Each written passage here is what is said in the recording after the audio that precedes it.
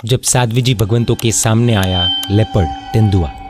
3 जैन साध्वी जी भगवंत अपने गुरुओं की आज्ञा लेकर गुजरात के कच्छ भद्रेश्वर की तरफ विहार कर रहे थे। जैन साधु साध्वी जी भगवंतों की पैदल यात्रा को विहार कहा जाता है। विहार करते करते वे कोटड़ा पहुंचे। वहां से पूज्य साध्वी जी भगवंतों की गढ़सीसा जाने की योजना थी।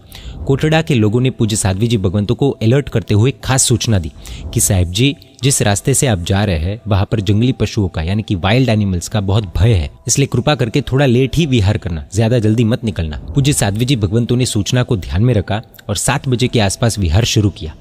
अभी तो 3 से 4 किलोमीटर चले ही थे कि आगे 20 से 25 फीट की दूरी पर एक खतरनाक लेपर्ड को देखा।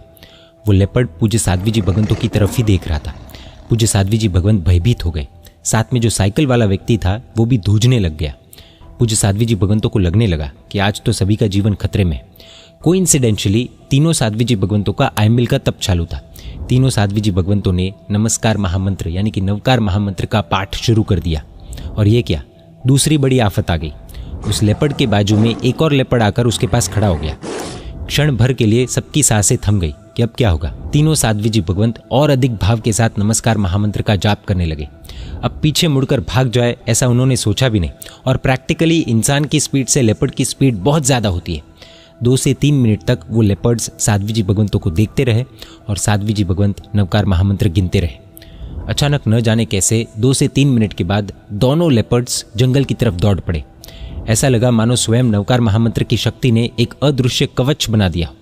तब साध्वी जी भगवंतों के सांस में सांस आई। उस दिन उनकी श्रद्धा और दृढ़ हुई कि सच्चे भाव से जपा गया नवकार महामंत्र हर संकट को टाल सकता है।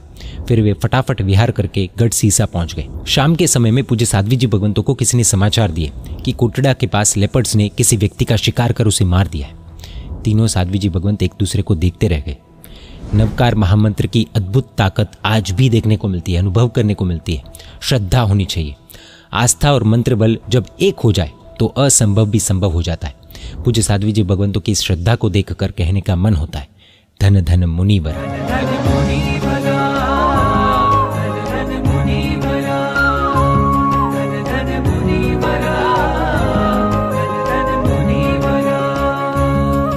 जय जिनशासन, जय महावीर।